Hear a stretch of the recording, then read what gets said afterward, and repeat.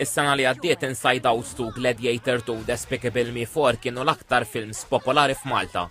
Dan jirriżulta minn statistika dwar iċ-ċinema li ġiet ippubblikata mill-Uffiċċju Nazzjonali tal-Istatistika l-NSO. Ma' TVM News il-kritiku tal-films Mario Zoppardi qal li dan juri li f'Malta qed tkompli x-xejra ta' sequels. U nnota wkoll li l-gosti tal-Maltin huma bħal tal-bqija tad-dinja għax Inside Out 2 kien il-film li kellu l-akbar dħul fl-2024. Jiena li huwa sorpriża kbira li Gladiator 2 mhuwiex l-ewwel wieħed għas sempliċi raġuni li meta wieħed iqis li parti sostanzjali minnu ħadmet hawn Malta.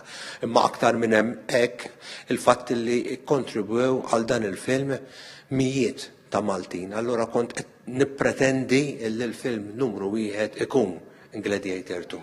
Is-Sur Zoppardi qal li hemm żewġ ġeneri li qed iħeġġu l-aktar il-Maltin imorru jaraw il-films iċ-ċinema. Il-films għall-familja kollha huma il-films l-aktar li jirdu n-nies u dawna hija trend li nistgħu ngħidu li kienet minn dejjem hawn Malta dat-tip u anke t-tip ta' films li hemm ċertu ammontazzjoni fihom.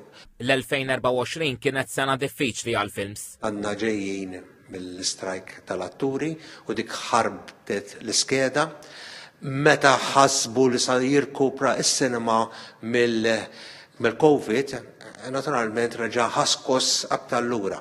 Skont l-NSO idħul mill-beħ tal-biljetti qabeż l-4,500,000 euro. Iswa li taċ-ċinema rreġistraw udjenza ta' aktar minn 500,000 ruħ.